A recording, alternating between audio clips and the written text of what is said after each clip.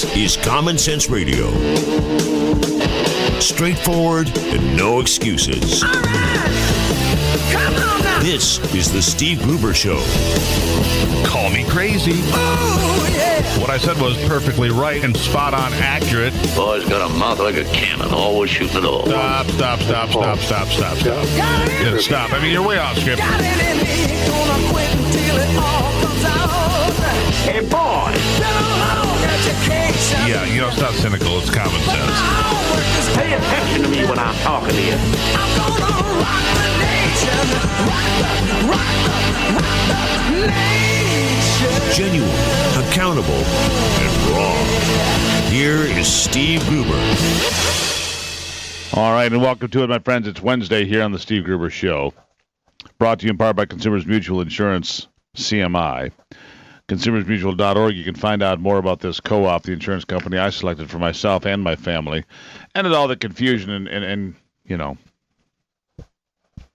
learned what I needed to learn, that's for sure. You know, I'm going to bring this to your attention just because, because I want you to get, maybe you need to get out there and get it done. Christmas shopping is underway. Listen. It's not my fault. In fact, two separate surveys released yesterday indicate that a slew of consumers actually embrace retailers' ever earlier holiday push, with many having already started. And in some cases, there are folks out there that have already finished their Christmas shopping. For real. The first study conducted by creditcards.com over Labor Day weekend found that roughly 1 in 7, or 32 million Americans, have already begun buying for the holidays. The study also found that 2% of all consumers, accounting for 4.6 million people, have crossed everything off their list. Could have been a really short list. Yeah, there is that possibility. It could have been a real short list. The second survey, issued by digital advertising technology firm Rubicon Project, found that an even more robust 1/3 of shoppers across the U.S., U.K., and Canada have already kicked off their holiday spending. We love to complain about stores putting up holiday displays earlier and earlier each year, but the truth is, according to Matt Schultz, a senior industry analyst at creditcards.com, the truth is that millions of Americans start holiday shopping long before the first Christmas trees appear in stores. Certain consumer groups are more likely to start making holiday purchases before the leaves change. Parents are twice as likely to have started shopping as those without kids. Grandparents are even farther along in their holiday planning, with 7% of people ages 65 or older saying they're already done, compared to 1% of the rest of us. And the less money a person makes, the more likely he or she is to try to wrap up their shopping early. According to the findings from creditcards.com, just 19% of those who earn at least $75,000 a year expect to finish their holiday shopping before December. 30% of those making $30,000 a year or less plan to do so. If you're on a budget, getting an early start on holiday shopping can be a great idea, says Schultz. For example, it can make it easier to take advantage of layaway programs and other special pricing. So there you have it. Holiday shopping has already kicked off. I was surprised by that when I saw that. Are you surprised you, or is it, have you done your holiday shopping yet? Seems unusual to me. Some Republicans will be doing their holiday shopping on TV tonight, watching the second big debate from Simi Valley, California, in the Ronald Reagan Library. Ronald Reagan, who couldn't get elected today, I don't believe, because he is not conservative enough. House conservatives, by the way, have been holding internal talks about a new leadership coalition that could include Majority Leader Kevin McCarthy as Speaker of the House, as John Boehner's days are apparently numbered. More conservative members occupying lower rungs on the leadership ladder as well. The informal discussions among members of the Conservative House Freedom Caucus are preliminary and informal. This according to what Republicans are telling TheHill.com. Still, the intensifying chatter suggests a vote to oust Boehner could happen as early as this fall. Now, if we could just get rid of Mitch McConnell, we'd be on our way. Could happen this fall. It also shows that if the Speaker survives until after the 2016 elections, conservatives are actively discussing what kind of leadership team could emerge in a post-John Boehner Congress. One Freedom Caucus member involved in the discussions personally informed McCarthy over the summer recess that the majority leader could have his support for the top job in the event that Boehner resigns or is forced out this fall.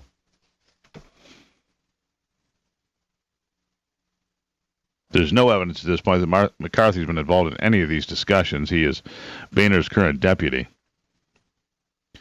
I don't think that McCarthy is plotting. I don't think he is trying to aid and abet, said the conservative lawmaker. I just think he is trying to figure out where everyone is. I volunteered to him that, under the right circumstances, I could vote for him for Speaker. The right circumstances being, what is in it for me? That's the way all these weasels work. I don't care what party they're in. Aides to Boehner and McCarthy initially declined to comment, but Boehner last week brushed off concerns that he doesn't have control of his 246-member conference, insisting to reporters that he has widespread support amongst my members. That's the way he put it, anyhow. After the story was published, Boehner's spokeswoman Emily Schillinger made clear the Speaker is not going anywhere. Navigating tough challenges isn't new to this leadership team, she said in an email. The Speaker is focused on the American people's priorities and how we can accomplish them. All right, and from the pile that makes me scratch my head today comes this story of President Barack Obama. Wading into the debate over campus free speech and trigger warnings, telling a town hall meeting that there is no need to let college students be coddled from views they don't like. Speaking in Iowa, in Des Moines, he fielded a question from a student who asked what he thought of Republican presidential candidate Ben Carson's idea to cut off federal funding from schools that show too much political bias. Obama didn't like the idea that you'd have somebody in government making a decision about what you should think ahead of time or what you should be taught, or if it's not the right thought or idea or perspective or philosophy, that person would be, that they wouldn't get funding runs contrary to everything we believe about education. I guess that might work in the Soviet Union, but it doesn't work here. It's not just sometimes folks who are mad that colleges are too liberal that have a problem. Sometimes there are folks on college campuses who are liberal and maybe even agree with me on a bunch of issues who sometimes aren't listening to the other side, and that's a problem too. This came from the president, believe it or not. I've heard of some college campuses where they don't want to have a guest speaker because he is too conservative, or they don't want to read a book if it has language that is offensive to African Americans, or somehow sends a demeaning signal towards women, he continued. Such censorship, Obama says, goes entirely against the purpose of education. I don't agree that you, when you become students at colleges, have to be coddled and protected from different points of view. See, and there it is. The president and I agree on something. You don't have to be coddled, but in practice, it's not really the way a lot of what they do operates. It's 14 after on a Wednesday, 888-900-9966, the hotline number. It's the Steve Gruber Show. Delivering Michigan common sense with a big dose of truth and honesty. Don't wanna wait till tomorrow. Why put it off another day? Well, tonight is the big showdown, of course, for debate number 2 for the Republicans. Of course, we haven't gotten to one for the Democrats yet because, well, Hillary doesn't want any debates, honestly. That'll show too many weaknesses. Does give Joe Biden a lot of time to get into the race, however. So the big message from Joe Biden right now, though, is that the Republicans are denigrating others, primarily Donald Trump, apparently. This, of course, from MSNBC. Donald Trump was in Dallas 2 days ago, huge crowd, more than 20,000. In California yesterday aboard the USS Iowa.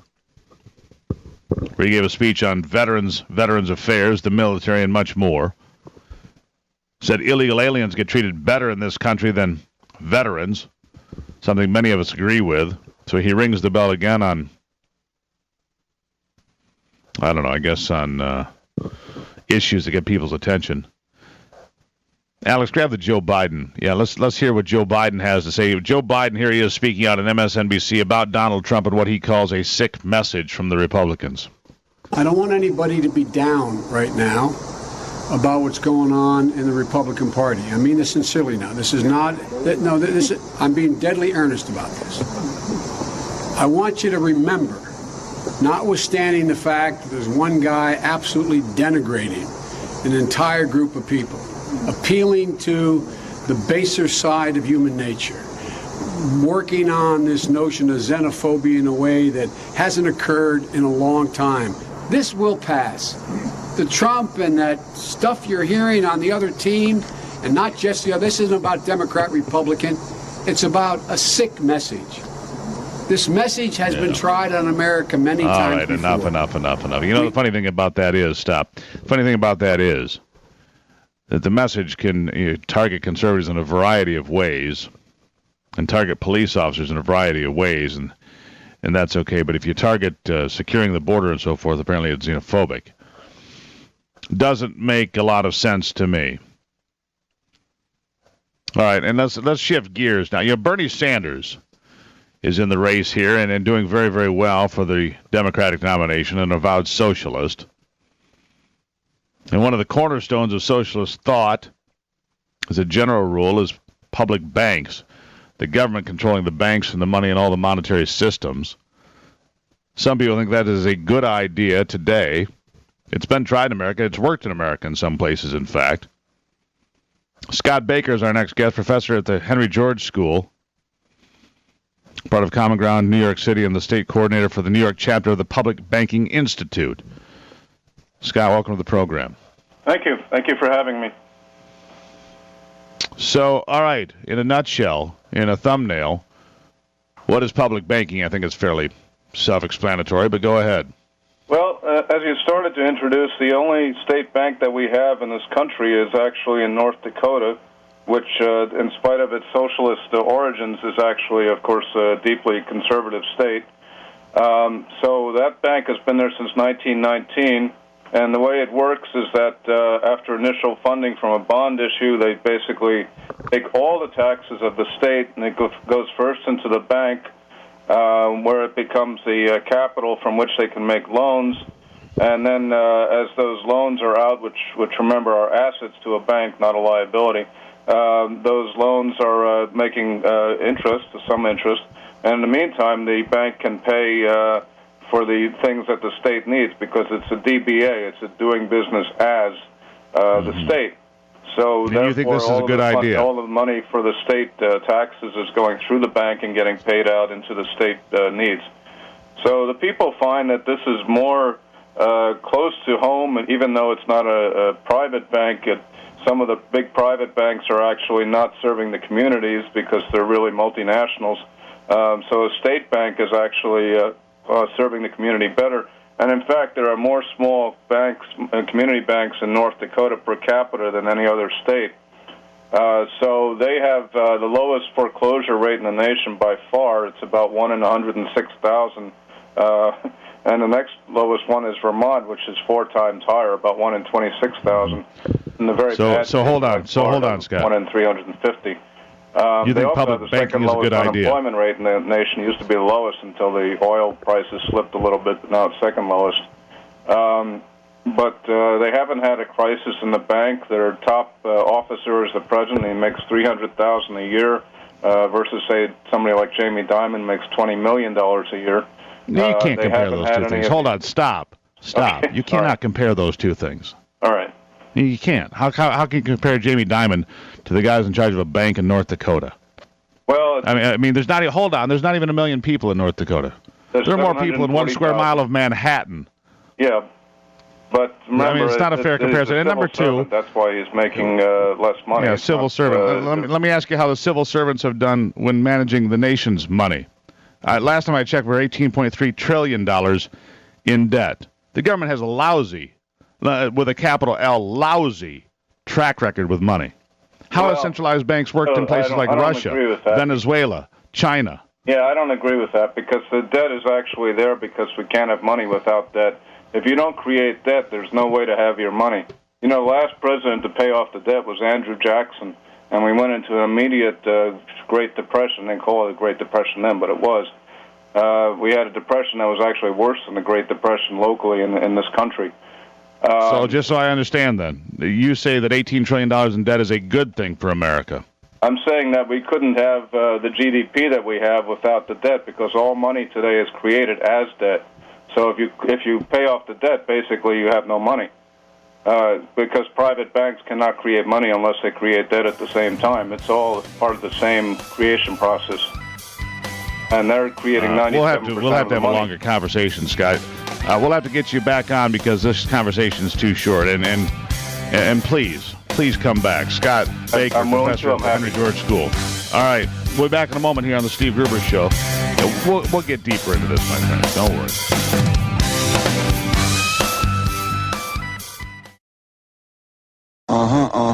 The Steve Gruber Show. American values with Midwestern common sense. Alex, sometimes you just amaze me. Welcome back to the Steve Gruber Show. Alex Clark, the engineer, driving this train from the basement. He always keeps me on my toes, and I appreciate that. All right, this part of the program brought to you by Mesa. Good business, good health, and great schools. Our next guest, Bill Saracino, the 2016 Committee National Director for the large grassroots Win Support Network they've built across America to propel Dr. Ben Carson to the White House. Bill, welcome to the program. And delighted to be with you this morning. All right, so big debate tonight. Dr. Carson has gone up, 17 points in the past 4, 5, 6 weeks in national polling. So that's good news for your team, right? Absolutely. It's great news. And it is confirmation of our belief that the more people that know about him, the more people that see him, the better he's going to do. Most of the rise has been since the first debate 3 weeks ago. And at that point, maybe 60% of the Republicans in the country knew who he was. That was his name ID. So if you believe that number of the 24 million people watched the debate, maybe 10 million people had never seen him before, never heard him before. They obviously liked what they heard, liked what they saw. We believe that phenomenon is going to continue.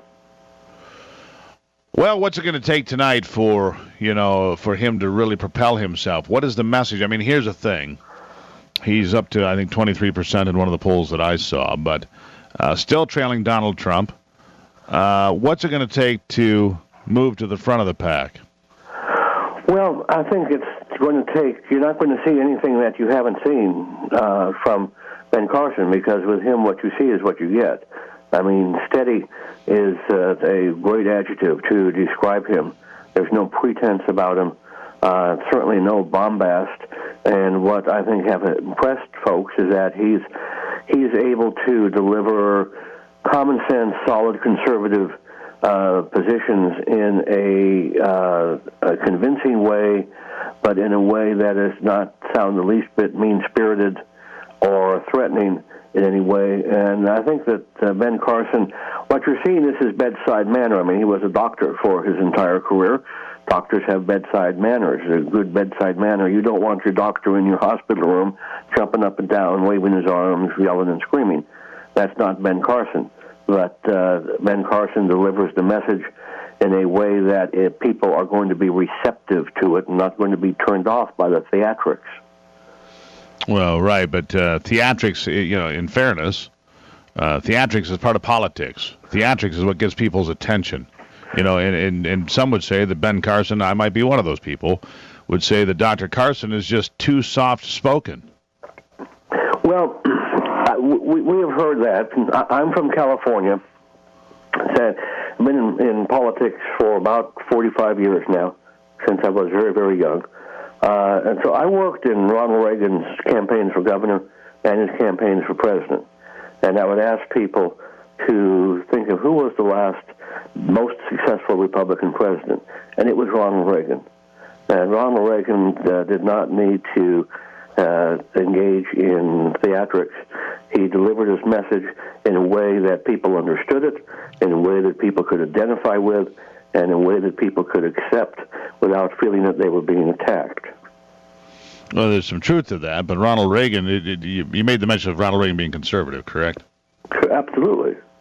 Yeah, well, Ronald Reagan is a man who signed into law strict gun control measures in California, supported the Brady Bill, negotiated for arms for hostages. And I'm not taking anything away from Ronald Reagan. I've had this discussion for several days. I think Ronald Reagan is the best president of my lifetime.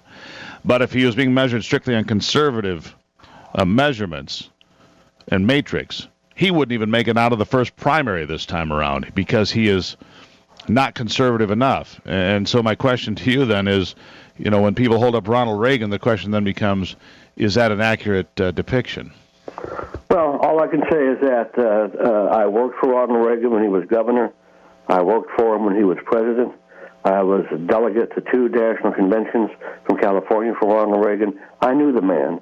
Now, I do not know Ben Carson that well, but I think the important similarities between Reagan, besides the ideology, is that their ability to deliver a conservative message in ways that people are willing to listen and respond to it, and they're not put off by it.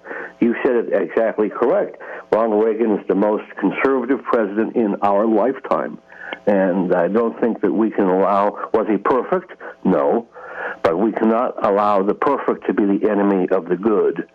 And I think that if you polled most Republicans today and said, all right, here's the deal, Mr. X or Mrs. X, forget the name, the next Republican president, if you nominate somebody and elect them, is going to govern just like Ronald Reagan did, I think 95% of the Republicans would say, all right, done deal, let's do it. Let's go to the west steps of the Capitol, have him sworn in, and let's get about the business of repairing the damage, the terrible damage that the current administration has done to this country. Well, that part I don't disagree with you. The point that I'm making here is, for a lot of folks, and maybe the criticism of Dr. Carson is that he's too soft-spoken or he doesn't have foreign policy experience or whatever the criticisms may be. My point is simply this, that it seems to me today that too many people are looking for the perfect candidate that is perfect in every way, and I just don't think that person exists, and I think it's a bit of a fool's errand to try to find somebody that's perfect in every way, and I think that we have to look to a candidate that is the best possible candidate. So I agree with you on that point. Well, I think that's what I just said, that Ronald Reagan was not perfect. Ben Carson is not perfect, and that we cannot let the perfect be the enemy of the good. Of course, there's going to be people out there. It's very unusual to find a candidate you agree with 100%. Very, very unusual. And I'm not saying that anybody is that candidate, but I think Ronald Reagan aside, and I made the comparison only in the way that Reagan was soft-spoken, but obviously effective in getting his message across. Ben Carson is soft-spoken, but obviously effective in getting his message across. And you know what? That's what we have debates for, that although it's really more of a Q&A, unfortunately it's not a real debate. It'd be great to have a real debate where all the candidates could question each other, but unfortunately that's not the way the media has it set up. During this Q&A period today, the voters will look and they will decide, make their own judgment as to who they think has the temperament to be president, who they think can most effectively deliver the Republican conservative message in ways that people are going to respond to it and vote for. And, we happen to think it's Ben Carson and are delighted that recently more and more Republicans seem to be agreeing with us. Well, and I guess, okay, so what's the number one message from Ben Carson today in about, 20 seconds there? I'm sorry, the number one message. What's his number one theme, Bill? I think his number one theme is restoring America, getting someone back in the Oval Office we can be proud of, someone that understands that this country is based on freedom, and that if you give freedom to the American people, that the economy will revive, and that the American spirit will revive if the government gets out of the way and lets the American spirit have its way. And on that point, we certainly agree, Bill. Anyhow, best of luck for Ben Carson tonight, and we'll all be watching, of course. Bill Saracino, thank you so much. Thank you. Happy to do it. Bye-bye. There you go. Bill Saracino, Committee National Director of the large grassroots Win Support Network for Dr. Ben Carson. We'll be right back on the Steve Gruber Show. Genuine Michigan common sense on display every day. Very superstitious. Writings on the wall. Very superstitious. It's 45 after on a Wednesday here. It's the Steve Gruber Show. Greatly appreciate you dialing it in. You may have heard this or seen it in the papers or wherever, but for the first time ever, a Michigan resident contracted the rare life-threatening bubonic plague. And like I said, the first documented case in Michigan's public health history. Of course, the plague, I don't know, it just carries with it that really scary feeling, deep in the pit of your stomach, scary feeling. What should we make of it? Well, I'm not sure. That's why we invited Eden V. Wells, MD, to come in and talk to us about it. Dr. Wells, welcome to the program. Hi, thank you. Give me an idea here. Bubonic plague. It's yes. rooted in fleas, but I mean, just the idea of it scares people. You know, I think that just history we all learn of how the Black Plague centuries ago that could wipe out mass populations, but the type of plague that our patient got here in Michigan, fortunately, is not the type that's transmissible to human. So, number one, that's a very good thing. And she also did not contract it here in Michigan, which is another good thing. But yes, I think when we hear the word, it immediately brings everybody's ears perk up. It just certainly has the potential. And, for this young lady, she did well to get treatment, because if it had gone out of control, she certainly have gotten much, much sicker. Yeah, so here's the thing. All right, so somebody presents in an emergency room with whatever symptoms they present with. How many doctors are looking for bubonic plague? And first of all, what are the symptoms? And how on the ball does an ER doctor have to be? Working long hours and seeing a variety of things, from scraped knees to broken bones, to say, "Oh, well, look, we got the plague here. Help me here, doctor." Exactly. No, she was able, after a couple days, was just an absolutely on top infectious disease doc who really put it all together. So much of it, when patients come in, there's 3 types of plague, and about 4 out of 5, every 4 out of 5 folks who get the plague, and usually it is from the bite of an infected flea, or if there's a hunter who's been skinning a sick animal, something along that, very close contact with the animal that may have had fleas that carry this darn bacteria. But in any case, 4 out of 5 times they're going to get what we call bubonic plague. And what's that? Bubonic means bubo. Bubo just meaning a bump or a lump. And it's because most of these patients get a really painful, infected lymph node near the bite of the flea. And so that's the most of the time how people develop. They will have fever, they'll feel awful, and then they get this really tender, painful lymph node. So most of the time when, an emergency room doc isn't going to think plague, they may think, wow, there's an infection in the lymph node, but they're going to look for probably some other infections first. What was key in her case is that they asked about where she had been in the last week or so, because it takes about a week to develop those symptoms. Yeah, the travel history. This is important. I mean, here's... I was going to say, and I travel a lot, and I've been to different places, and if you've traveled somewhere, it's really important you share that information with the doctor, because you might not be aware. I wouldn't be aware necessarily that in Colorado or elsewhere in the western United States that bubonic plague is any more prevalent than it is in Michigan. I'd have no idea. Right, and that may not have been any of consequence to her. So sometimes it really takes, the physician has to, they can always consider, obviously, they would evaluate a patient if they came in with bubonic. They can get in, other patients may come in with fever and such, but the bacteria may be in their blood. That's pretty darn dangerous. People don't do well with that. And then there's another form of plague, which is the one that we really worry about. That's the Black Plague of centuries ago, where it could spread human to human if this bacteria gets in the lungs. Pneumonic plague, which she didn't have.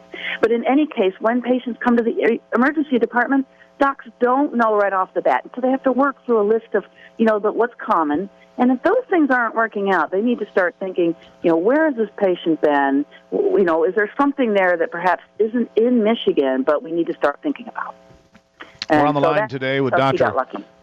Yeah, she got very lucky. We're on the line with Dr. Eden Wells, Clinical Associate Professor of Epidemiology and Director of Preventative Medicine Residency at the University of Michigan School of Public Health. You need 2 business cards for all of that, by the way. No, yeah. Yeah, it's a lot. But okay, so not too much concern here, but I think it's a cautionary tale to be able to tell people, here's where I've been, here's my situation. I think the takeaway from this can be, if you need to go to the ER, be prepared to share with the doctors everything you can think of, even if you don't think it's important.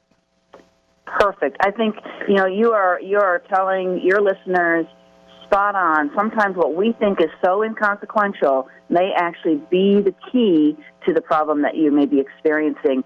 So being free to share any information. If you recall, this was the same case with the Ebola patient.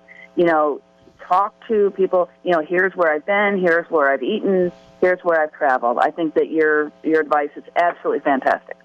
And the really good news, Doctor, is there's no new bubonic plague or pneumonic plague or any sort of plague outbreak in Michigan. We will not be the epicenter. Absolutely not. This was one patient who was traveling out west and unfortunately probably got close to some rodents somewhere that were carrying the fleas. Yep. And fortunately, she survived, and it'll be a great story to tell at Thanksgiving. Yes, I bet she's got one to tell for many years, and she is very lucky. I hear she's doing quite well. There you go. Dr. Wells, greatly appreciate your time. It's been a good conversation and a lot of fun. Thank you so much. Thank you so much, Steve. There you have it. Dr. Eden Wells, everybody. She is, again, here we go, the Clinical Associate Professor of Epidemiology and Director of Preventative Medicine Residency at the University of Michigan School of Public Health. And that, my friends, is a big business card. But what an interesting thing to have happen. You come home and you've got this pain and this problem and lymph node issues, and your doctor said, you've got the plague. And you're like, excuse me? I've got what again? You've got the Black Plague. Well, fortunately, she made it, and she will have a great story to tell for years to come. And you'll have a good one to tell for the rest of the day because you listened to The Steve Gruber Show. We'll be right back.